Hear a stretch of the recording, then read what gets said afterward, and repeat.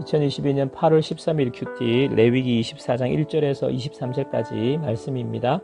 오늘 말씀은 성막에 등잔불이 꺼지지 않도록 해야 하며 진설병도 항상 여호와 앞에 드려야 합니다.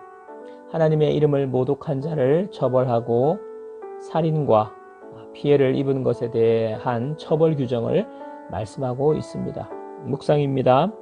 2절 말씀, 이스라엘 자손에게 명령하여 불을 켜기 위하여 감람을 찧어낸 순결한 기름을 네개로 가져오게 하여 계속해서 등잔불을 켜둘지며, 회막의 내부는 3-4겹의 덮개로 덮여 있어서 자연 채광이 전혀 되지 않는 캄캄한 공간입니다.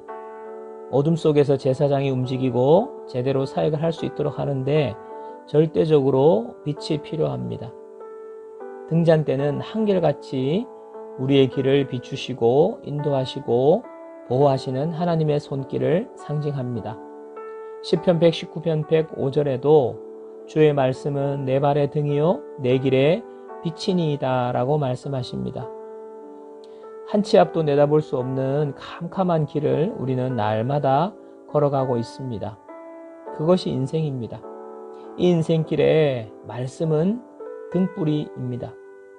이 등불이 있어야 우리는 넘어지지 않고 제대로 된 길을 따라갈 수 있습니다.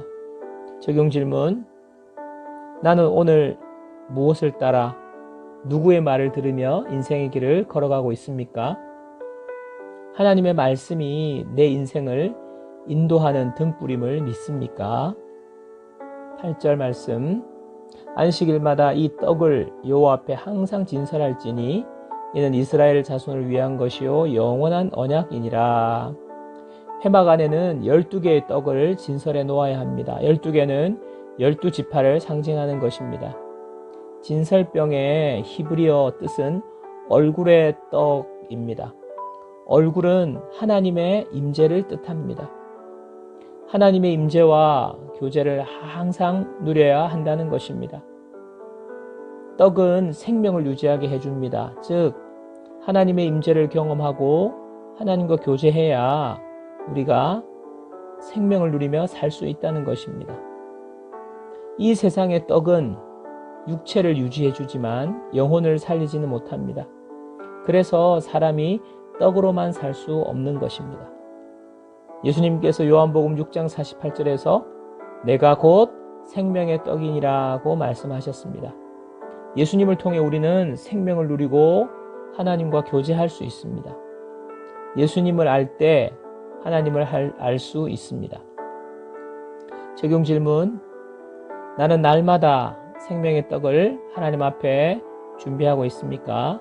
하나님의 임재를 누리고 하나님과 교제하기 위해 예수님을 알기를 힘쓰고 묵상합니까? 기도하겠습니다. 하나님 아버지, 오늘도 우리 삶이 어디로 가야 할지, 어떻게 해야 할지 한 치 앞도 가늠할 수 없는 캄캄한 인생길을 걸어가는 우리에게 등불을 허락해 주셔서 감사합니다. 생명의 떡이신 예수 그리스도를 보내주셔서 우리가 생명을 누리고 하나님의 임재와 교제를 경험하게 하셔서 감사합니다.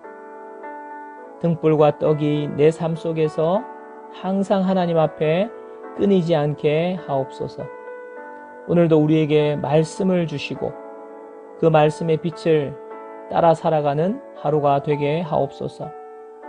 주의 얼굴을 우리에게 비추어 주시고 하나님과 함께 동행하며 기쁨을 누리는 하루가 되게 해 주옵소서.